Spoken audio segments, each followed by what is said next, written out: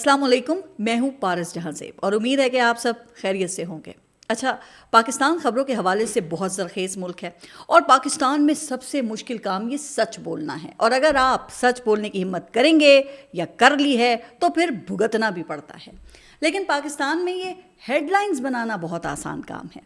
पाकिस्तान में जब भी कोई अफसोसनाक वाक़या या सानहा होता है और उसके बाद कोई इजलास होता है तो उमूमन ये इसी किस्म की ख़बरें या हुकूमती बयानात आप देखते हैं, सुनते हैं कि इस वाक़े की शदीद मज़म्मत करते हैं। दहशत गर्दों को मुल्क का अमन तबाह करने की इजाज़त नहीं देंगे। ये वाक़यात जो हैं ये CPEC के ख़िलाफ़ साजिश का हिस्सा हैं। मीडिया यहाँ पे मुकम्मल तौर पर आज़ाद है और बड़े बड़े फ़ैसले कर लिए गए हैं वग़ैरह वग़ैरह वग़ैरह। इसके बाद फिर कोई बड़ा क्रैकडाउन या ऑपरेशन होता है और वक्ती तौर पे मुल्क में सुकून हो जाता है, लेकिन ये सुकून किसी अगले तूफ़ान का पेश ख़ैमा होता है। यानी पाकिस्तान में दो अफसोसनाक वाक़यात के दरमियान के अरसे को अमन कहा जाता है। अच्छा, मैंने ये गुज़िश्ता व्लॉग में जाफ़र एक्सप्रेस के हवाले से बात की थी और आपको ये भी बताया था कि पाकिस्तान इस वक्त हालत जंग में है। अभी 2 दिन पहले इस हवाले से कौमी सलामती कमेटी का एक अहम इजलास हुआ जिसमें सिविल और मिलिट्री क़यादत शरीक हुई, लेकिन पाकिस्तान तहरीक इंसाफ ने इस इजलास का बाइकआउट किया, जो मेरे ख़्याल से तो उनको ऐसा नहीं करना चाहिए था। ये इजलास एक बहुत बड़ा मौका था जिसमें वो फ़ौजी जो क़यादत है उससे बराह रास्त इंटरेक्ट कर सकते थे, लेकिन उन्होंने ये मौका ज़ाया कर दिया। अब यहाँ पर मसला ये है कि शायद जो पाकिस्तान तहरीक इंसाफ का आम सपोर्टर है उसको ये लगता हो कि इस किस्म के जो फ़ैसले हैं वो बड़े ही ज़बरदस्त होते हैं, लेकिन असल में ये वैसे ही फ़ैसले होते हैं जो इमरान खान के मुखालिफिन चाहते हैं, और इस किस्म के फ़ैसले पाकिस्तान तहरीक इंसाफ को कौमी सियासत में इर्रेलेवेंट कर देते हैं और फिर हुकूमत को खुलकर खेलने का मौका मिलता है। खैर, मैं कौमी सलामती कमेटी के इजलास की बात कर रही थी जिसका एलामिया आप सब ने ही देखा होगा। इस एलामिया में तकरीबन ये वही फ़ैसले और वही बातें थीं जो इस किस्म के वाक़यात के बाद इस किस्म के इजलासों में की जाती हैं। लेकिन अच्छा, इस इजलास की एक अहम बात ये थी कि इसमें जो आर्मी चीफ़ का ख़िताब था, जनरल आसिम मुनीर ने एक बहुत अहम बात की कि हमें बेहतर गवर्नेंस के साथ पाकिस्तान को एक हार्ड स्टेट बनाने की ज़रूरत है। हम कब तक सॉफ्ट स्टेट की तर्ज पर बेपनाह जानों की कुर्बानी देते रहेंगे। अब हार्ड स्टेट या सख्त गिर रियासत, ये वो रियासत होती है जो कौमी सलामती और इस्तेहकाम के लिए किसी किस्म की रियायत नहीं करती है। इसमें करप्शन से लेकर हर किस्म के माफियाज और दहशतगर्दी तक हर किस्म के रियासत मुखालिफ जराइम के हवाले से ज़ीरो टॉलरेंस की पॉलिसी होती है, और इसकी सबसे बड़ी मिसाल ये चीन, रूस और सिंगापुर जैसी रियासतें हैं जहां रियासत मुखालिफ जराइम के हवाले से इंतहाई सख्त सज़ाएं हैं जिसमें किसी छोटे या बड़े का लिहाज नहीं किया जाता। अब क्या पाकिस्तान की रियासत इन तमाम एलिमेंट्स के ख़िलाफ़ वाकई एक हार्ड स्टेट बन सकेगी?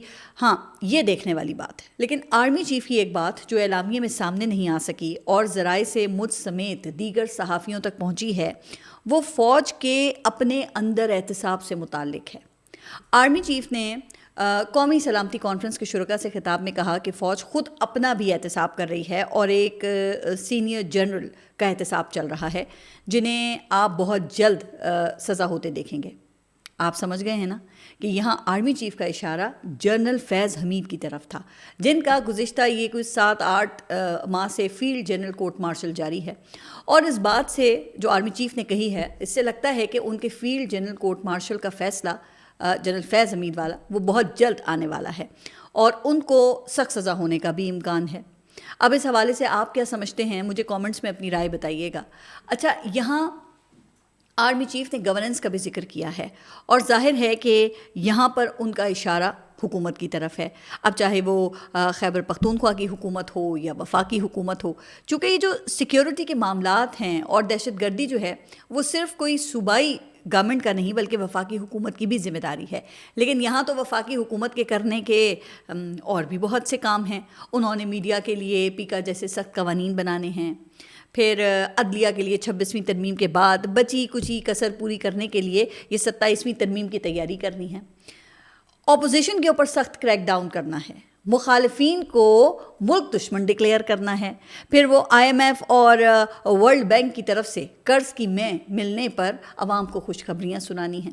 تو جناب وفاقی حکومت کے پاس تو یہ کرنے کے لیے بہت کچھ ہے، ایسے بہت سے کام ہیں، جبکہ جو وزیر اعلیٰ خیبر پختونخوا ہیں وہ 2 کشتیوں کے سوار ہیں۔ ایک طرف انہوں نے عمران خان کو بھی خوش رکھنا ہے، پھر دوسری طرف انہوں نے ان کو بھی راضی رکھنا ہے جن کی وجہ سے وہ آج بھی وزیر اعلیٰ خیبر پختونخوا کے عہدے پر برقرار ہیں۔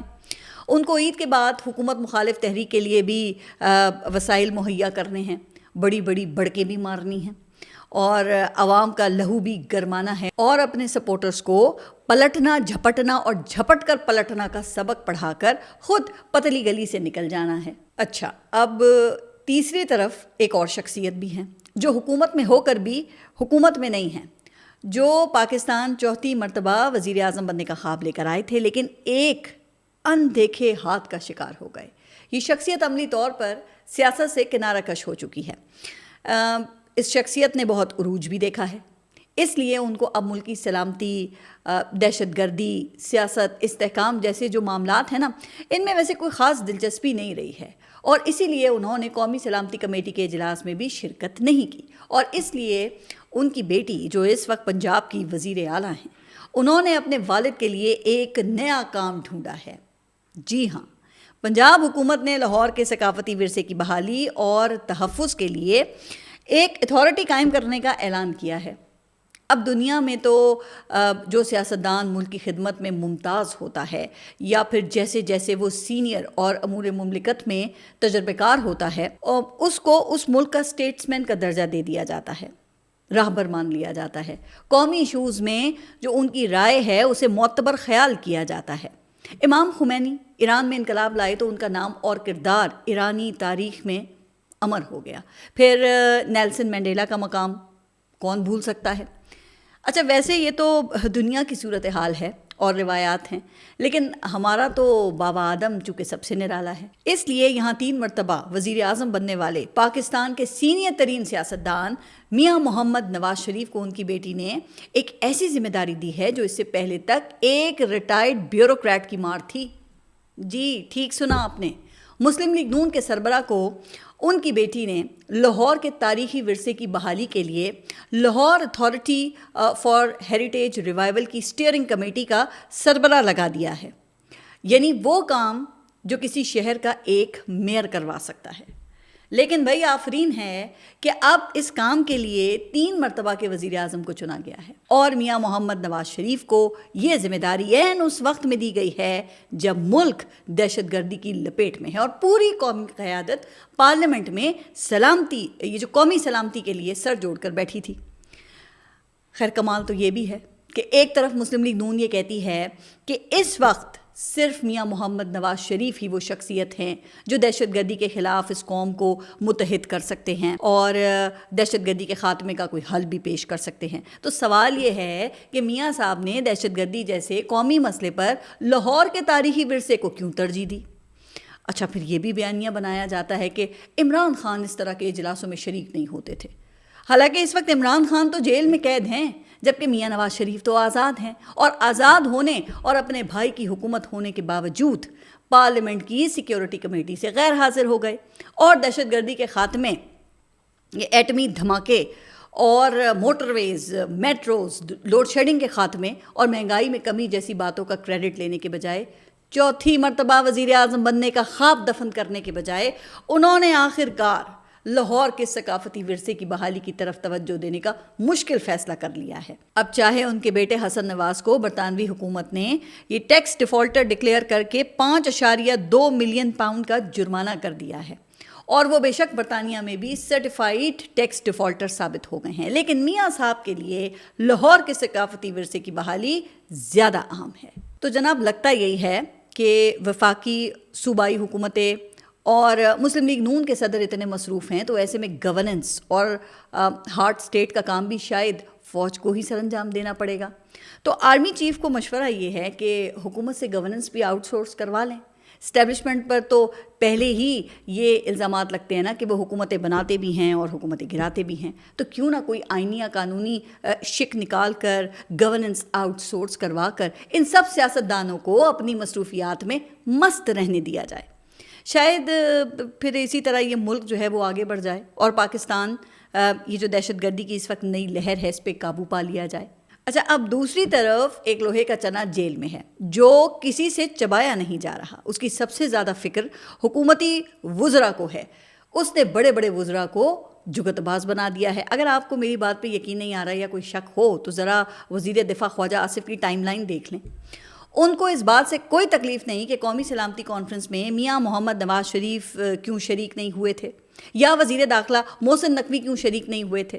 ان کو بیڈ گورننس سے لے کے عدم استحکام تک ہر مسئلے کا ذمہ دار وہی نظر آتا ہے جو اس وقت جیل میں قید ہے. ویسے میں نے جیل میں بند کسی شخص کو اتنا طاقتور نہیں دیکھا کہ وہ جیل سے بیٹھ کر پورے نظام کو ہلا دیتا ہو. اس سے پہلے بھی جو بڑے بڑے لیڈرز ہیں وہ جیل گئے، بیمار ہوئے، ڈیل کر کے باہر بھی آ گئے، لیکن ایسا لیڈر پہلی مرتبہ دیکھا ہے جو ساری عمر جیل میں رہنے کو تیار ہے لیکن جھکنے کو تیار نہیں ہے. ویسے یہ الگ بات ہے کہ پاکستان میں جو شاخ جھکتی نہیں ہے وہ کٹ جاتی ہے یا کاٹ دی جاتی ہے.